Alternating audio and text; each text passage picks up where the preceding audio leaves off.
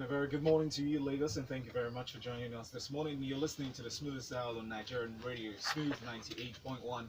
This time around, we talk detailed analysis of our newspaper stories this morning, and joining us for a Feel Good Friday is Nwaji at the Corporate MC, is what you find him as on Instagram and Twitter. Good morning. Good morning, Valentine. Good morning, Kayode, and good morning, Lagos. And of course, not forgetting the one and only Miss Ireti Bakare-Yusuf at CCOD Lagos. Good morning. Morning, Lagos. Welcome. Good to have you. Lagos, join this conversation by sending messages through to a WhatsApp. The WhatsApp number is 0809 444 0981. That's 0809 444 0981. You can also do that by sending messages through to Twitter at Smooth91FM. Use that hashtag freshlypressed981. Let's start off with our first story, and Nwaji, I'm starting with coming to you with this first one. It says a candidate's applying for police job hits over 294,851. It's from the Punch newspaper, and well, they're saying that at least more than 17,000 from one state alone. That's talking about Niger State, and more people are still eager for this. What are your thoughts about this? Well, there are many layers to this because it lets you know, okay, fine, that it's not a bad thing that you have individuals who are looking to go into the security services. So that can be seen as a positive aspect. The next layer to it is that why such an upsurge in terms of numbers? Is it as a result of lack of jobs or lack of opportunities, and people are just looking for where they could just find some kind of steady income and some sort of remuneration that will now add meaning and value to the respectability of their lives through a living wage? So that's another aspect that you need to look at it from. Now, the next component for me is that, okay, this is fine. If you have all these number of individuals that are going to be applying for positions, how many positions are actually open? So what's the percentage in terms of people applying for the positions versus the actual positions that are open? And then subsequently after that, which for me is the key fundamental component, is what now happens in the onboarding and training processes of these individuals that now join the police force. I know on the tech review they were talking about very quickly how in Kenya there is a 6-month ICT training for all newly recruited police officers. So do we have those kind of systems here in Nigeria where people go for ICT training, where they go for anger management training, where they go for some kind of psychological assessments, knowing how to handle individuals, where you use your weapon as an absolute last resort because you have to use other systematic methods of policing to be able to engage individuals in a community manner. So do we now have those kind of training systems in place? The last time I checked, we have not updated our training policies in Nigeria since 1959. That's the last time I checked this thing. I don't know if that's been updated or not. So these are the kind of questions I need to ask, and I would like to, people should ask and have answered, because people need to know, if individuals are going into police, are you just recruiting half-baked individuals into a half-baked institution? So in as much as you're recruiting these large numbers, has there been any sort of rejigging or revolutionary components to the recruitment system in the organization to make sure that we are training professionals for the future? I was just going to add very quickly, I think it's also, there's that old adage, like, no child is born bad. Of course, yes. Children become bad as a result of bad parenting environment. That's number one. Number two is, I don't think anybody goes into I don't think the police are necessarily employing bad, quote-unquote, Nigerians. I think they get into the police force and then they become bad because it becomes habitual, because they're now responding to the environment which they're operating in, and nobody wants to be. Bad when they I don't know. I refuse. Yes, but they do say that there's going to be levels of screening, so hopefully they will weed out anyone who is bad. But I refuse to accept. I just refuse to accept that, because if that's the case, if it's that everybody or majority of the people that go into the police force are bad, then we wouldn't have had a time where the police force wasn't bad. Remember, the police force is a paramilitary, it's an amalgamation, right? That was done many, many years ago. Now, the way they were trained back then, what they were supposed to do back then, they were supposed to be more like the armed forces, yeah, rather than your Bobby on the beat, right? So we keep saying that they're taking the bad people from the society and putting them in the police. I totally disagree with that. I think what happens is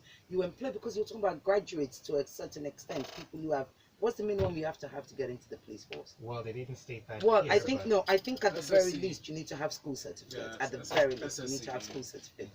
And in Nigeria we're fond of saying people without schools, who are not graduates, that is OND, HND, first degree, that they're second-class citizens. Mm. I totally disagree.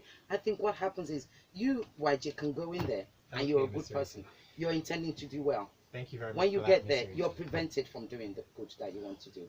That's Okay. what I think happens. All right. Okay. Thank you very much for that one, Nwaji and Mr. Ireti. So coming to you with this next story, it says here $8 billion illegal repatriation. Nigerian government MTN settled out of court, and there's been a lot of back and forth, but finally they reached an agreement to settle out of court. And well, I don't know. It's not clear if the money is going to be brought back to Nigeria, but I'd like to know your thoughts, Mr. Ireti. Well, who's surprised that they settled out of court? Exactly. Nobody. That's what they were going to do. I mean, did we really think that they were going to be bringing back $8.1 billion? Really, from where? And this was involving, what, 2 or 3 banks? Yes. I think Zenith, Stanbic, I'm trying to remember the other 2 now, but I think the 3, maybe even 4 banks, but I remember some of those 2 names.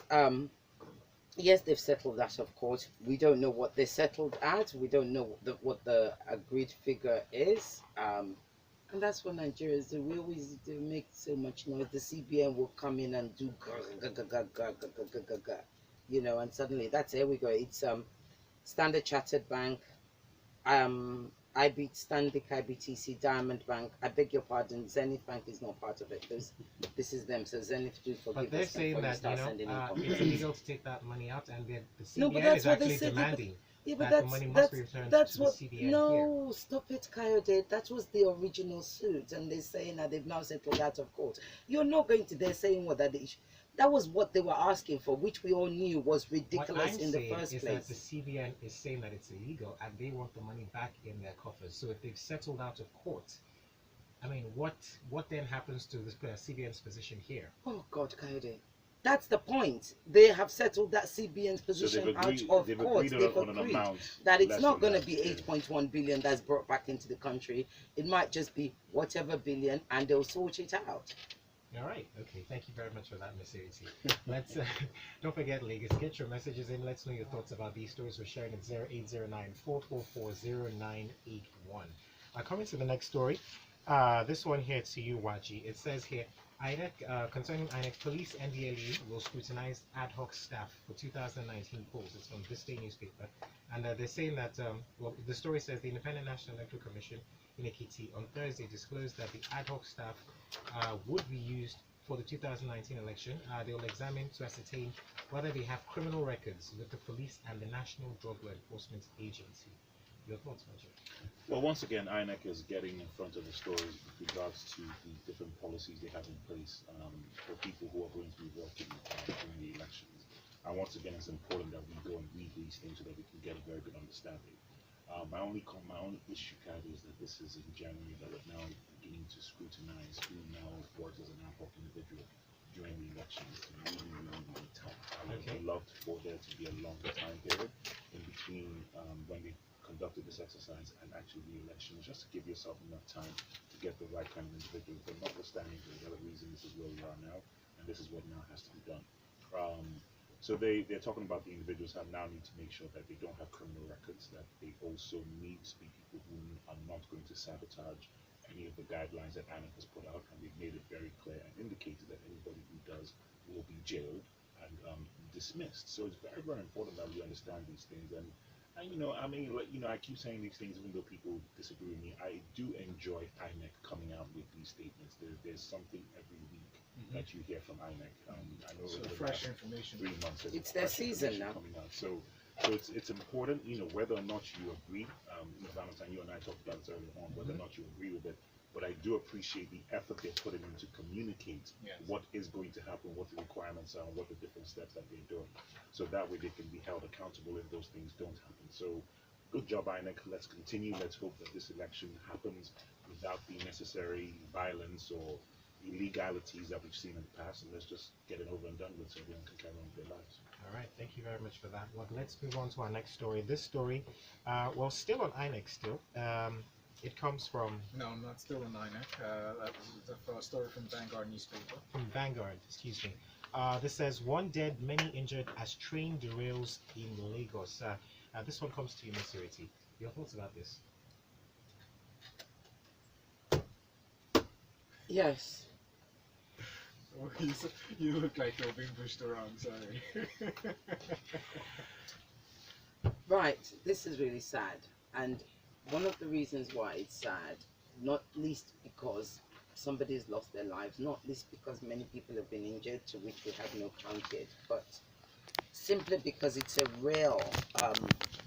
It's a moment at a time when we're beginning to celebrate the fact that our rail systems are coming back. You know, that every time I see that one that's going to Festac, that goes over Marina, oh gosh, my heart and my soul, and I just think, really, will I be able to ride that?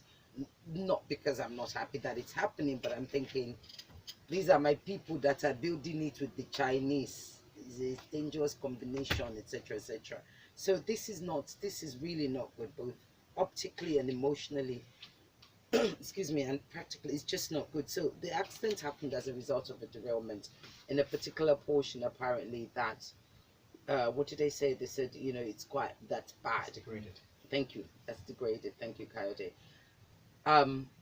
The railway company are actually saying, no, we don't abandon any part of our rail. We actually go to do a maintenance check every single morning. This was a train going from Iju to a Butemeta that went via Oshodi. This was a train that had 2,000 people on it, 2,000 passengers on it. This was a train that one of them derailed, causing all the other ones to go, you know, to sort of lose balance. This is scary. Now, pardon me for mentioning those new rails, but when you see this, I mean, look, I'm the one that was getting excited about the Lagos Ibadan rail. I'm like, okay, you know, we're not going to have to be on the road anymore, because every time I'm on the road, my heart, my soul, my life, I start counting, thinking, who did I put in my will? Who do I want to remove in my will? Literally, every time I'm on the road, I'm such a nervous road traveler in Nigeria. I thought rail was going to come and fix this, and I wouldn't have to experience that anymore. My sisters have taken the Abuja, the one that goes from Abuja to Kaduna? Yes, that's train. That's the new life. Yes, they really enjoyed it. They thought it was nice. I hope we don't see this again. Yeah, I hope not. I really hope not. And whilst we're building the new rails, can we go back and just fix all the old ones? Yes. Just to supplement. Absolutely, Very, very not just supplements, because they will effectively join out at some point. I mean, if we're really smart, there should be train stations where we can join. That's the word. Thank you very much. Moving on to Punch newspaper for this next story. INEC releases 7-step voting procedure for 2019 general elections. They said they've released a 7-step procedure. The first, well, you take us through the different steps, seeing that they are very, I like how simply stated they are. It's not difficult to understand, so it's not, you know, bordered on ambiguity. But what are your thoughts on this? No, you captured it perfectly. It's actually very simple. You know, whenever I see steps, I always remember that song, 12 Step. One. Sorry. He's showing his age. Yeah, I am showing my age. But notwithstanding, it's a fantastic thing that INEC is doing once again. It's a very, very, very, very, very clear and very specific to the point thing from when you actually arrive at the polling station, the things that you have to do. There'll be verification as to whether or not this is the actual place that you're meant to be casting your vote. It will now verify your PVC, make sure that the picture of your PVC is you, and it now goes through these particular things. So once again, Kayode, you said it's very simple to understand. But can this be done in pidgin? Can it be done through some kind of jingles? And can it be done in other methods so that the masses can understand? Translated into languages, you know, As reflecting much as that's possible, actually political zones. as much as possible, because it's one thing to have it castigated here, and that's perfectly fine, but it's another thing to make sure that everybody is clear and aware of what these steps are. Because trust me, from my experience, I always give this classic example, Kayode, you're going to laugh. Well, You land a plane in Nigeria. Please be seated. No, I know I was looking at Kayode when I said that. Please be seated while this plane is taxiing before we get to the gate. I know. And what happens? People get up. our brothers get So up. we have Let's be fundamental issues with following very specific, clear instructions. No. And I remember, I'll never forget, I was on a flight I was a flight to Akwa Ibom, and the guy actually said it in pidgin. Right. All of you need to sit, and he said it with a very loud voice, that all of you need to sit down, and he said it, and everybody was like, oh, okay, is that what you were saying? So please translate this into vernacular that our people actually understand. But I think it's because we're nervous travelers. Yeah, that's fine. So we could be nervous travelers, that's fine. But at the same time, translate it into vernacular that we all understand clearly. Because people will say, "Oh, I didn't understand what you meant by step one. That I should go to the polling station. I thought you meant I should go to another polling station." People Or could the do that. police station. Oh, the police station. That could be it too. It's very. So it's, people it's still, very real. so it's true. No, that's a good one, Mr. Ireti. So people will take it as going to the police station. So it's fantastic that it's in the English language. It's clear. You look at the word value that is unambiguous. Oh Lord, that was nice. It is not difficult to understand. Yes, but you use the word unambiguous, like people are going to get that. That's fine. But the point being is that make it into vernacular that everybody understands.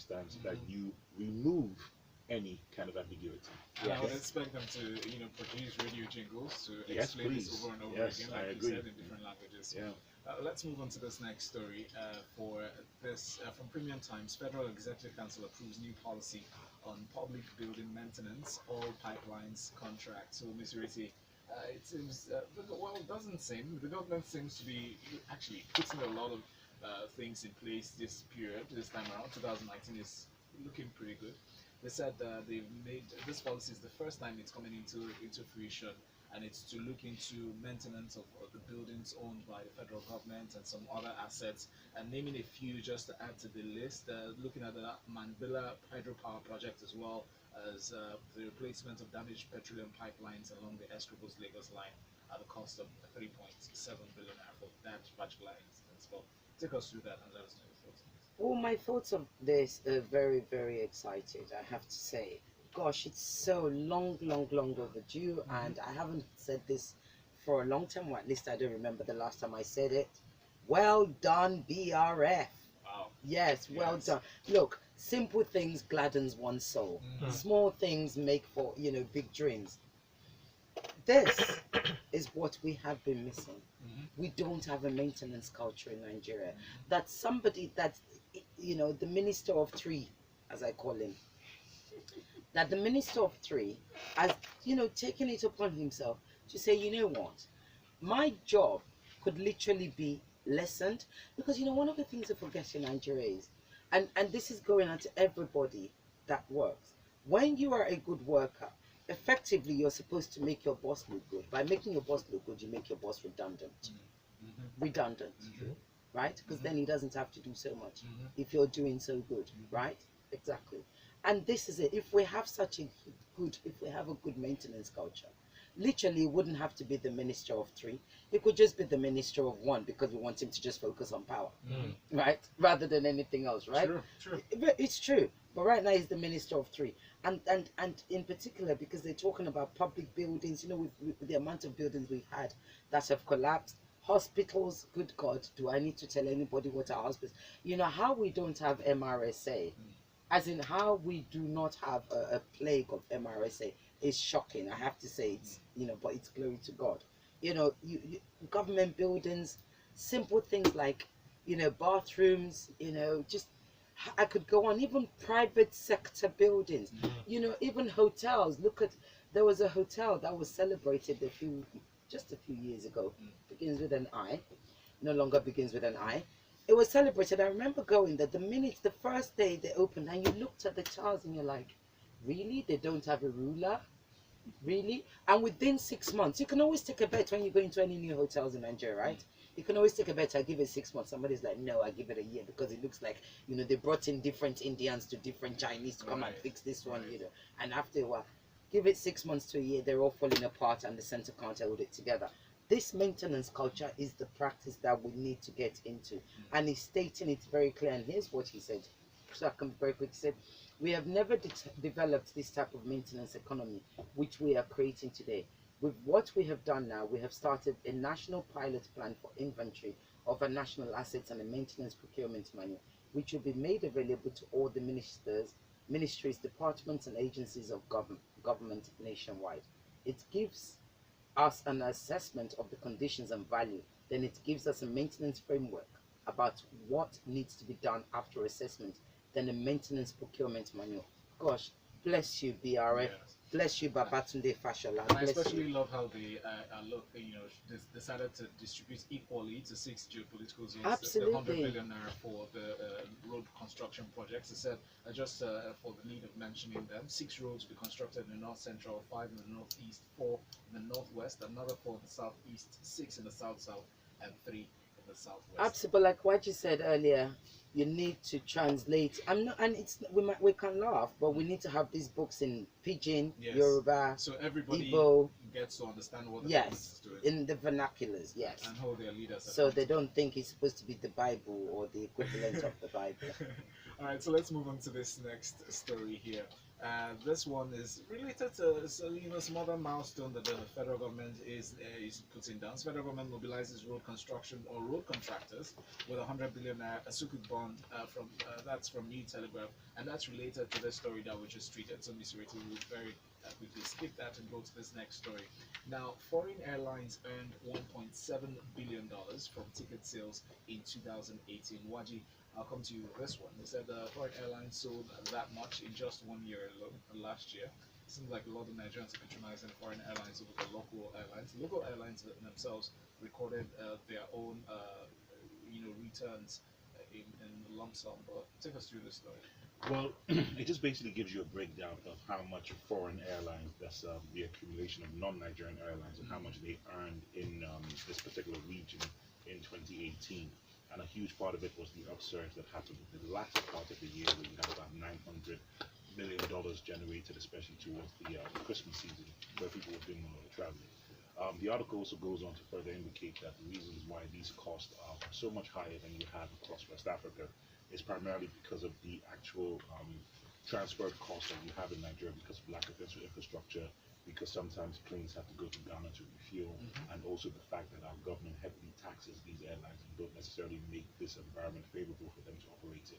So when those costs are now laden upon the airlines will now automatically transfer those costs to the particular passengers. So how do you solve that? Because you have a situation where the average price, the average ticket cost is quite exorbitant to begin with, so a lot of people can't afford it. People are still patronizing it at whatever low margins that they find themselves at. Is to now have local airlines that would obviously give you the ticket prices at more competitive prices, because they don't necessarily have to subject themselves to the heavy costs that are put on the international airlines. But the issue is the quality of service that you now have with these particular local airlines. Airlines travel is a very, very, very low margin business. To maintain an airline, to have it up in the air, to run the routes that it runs on a daily basis is a very, very expensive venture. And it can only happen if it is heavily subsidized. The reasons why the airlines from the Gulf regions, your Emirates, your Etihads, your Qatar Airlines, and all those particular airlines are doing so well is because their governments have injected heavy amounts of funds into the operations of those airlines. So they knock those costs off from the very beginning, which allows them to have now double-digit margins when they now make their reports. Because if you look at every other airline, single-digit margins, it's very, very, very low volume, low margin business. So if Nigerian airlines are to compete with the way that we are now, there needs to be some kind of injection of funds into the operational expenses of those airlines. Because if not, well, we're just going to continue to have these situations where some airlines with some very good intentions come up, Nigerian local airlines come up, but they cannot contain the running costs because they're simply not generating enough revenue to be able to offset those particular costs. So people just need to understand why these things happen. International airlines can do that because they're part of a larger conglomerate group, so that way they can easily now leverage on their international partners whenever they have situations with cash, etc., and that's how they're able to get by. The other thing that the article talks about is for Nigerian airlines to now partner, go into bilateral relationships with these particular international airlines to now run simultaneous routes. Some have tried to do it, but they haven't quite worked out the mechanics of it. Yes. So people need to go back to the conversation and drawing boards to make sure that you can try and do that. That is the only viable situation and solution for now. It's for us local airlines to partner with international airlines to be able to now work these things out. Just last week, I saw some story covering, bordering on one of the airlines that we know. I wouldn't name names. But Yes. the recent one that won awards really, talking about taking on international routes, especially within the African sub-region. But then again, take a look at the recent announcement or intention by the presidency or federal government to remove VAT on local airlines. That announcement came around October of 2018. wouldn't that affect costs? Because we know that's the reason why. No, those that'll bring the airlines cost down. Yes, It'll bring the cost it'll down. bring the cost down. Yeah. But talking about reflecting on revenue for the operators. No, because what will happen is that you can now create more volume by having cheaper flights. Okay. You understand? So if you now remove so it's like a subsidy pretty much. Yes. So these are the kind of initiatives And make it government more needs to- affordable. and make it more affordable. So when you have that, then it now becomes a volume business. All right. So now it depends on your marketing, the quality of service you run, etc. Thank you very much, Nwaji. Let's go to messages on WhatsApp. Benga Kano sent in this one first. It says the training regime of the police is not suited for modern policing, and the systematic corruption and the force taunts all associated with it. And this one's from Papi K. He is an expletive for the message. It says 1956 training manual for police. Now I wouldn't act surprised anytime they misbehave. They got trained with colonial masters, Yes. methodologists. That is total. That is the truth. Yeah. Yeah. And then Ojo says, I think they just have to pay back the percentage tax that was avoided during the illegal movement of the cash. Ojo, Good point. that's a Very good point. a solid point there. And Hola Olive says, okay, this one is for Business Express. Now, the next message here from IK in Apapa. He says, morning night here. There are a lot of people who don't deserve to be in the police force. I've seen criminals ending up as officers of the law and take money from people during illegal raids. 2, you should see the train that passed through Costain last night. The train was dangerously unbalanced and looking like it would come off the rails. He further says, I beg, no trains for me, especially locomotive engines. We shall get to move. So when shall we get a monorail? Yeah. And Murupa sent in this one, says CBN was just trying their luck and was surprised that MTN called it bluff.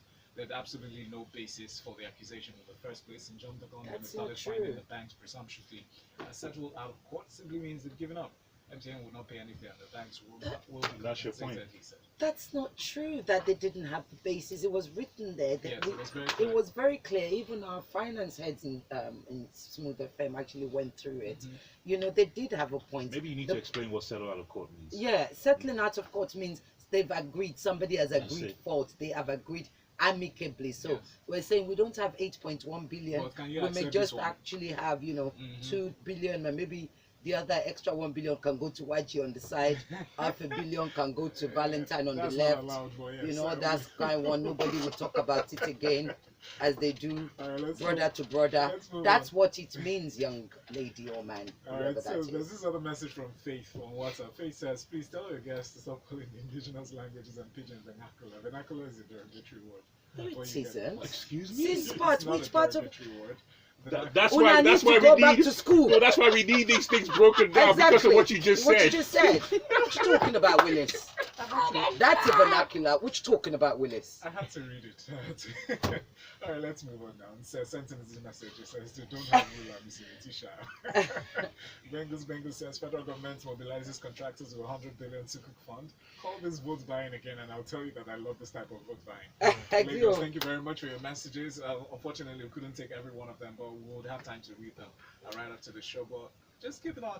In 15 minutes, we'll come to talk about sports inside of the locker room. Special thanks to our analysts for coming in to TOD Lagos. It's Ms. Ireti Bakare-Yusuf on Twitter. Good morning. Thank you I'm very waving. much. Sorry. And Nwaji is at the corporate MC, corporate with a K. Okay. And catch him up on all socials. Good morning. Thank you Morning. so very much. Oh my god. I swear. When I saw it, I was like, Yes, sir. So that's exactly why. You Yes! just proved that point. Yeah. you said vernacular is derogatory? My goodness. Because that's what they used to know.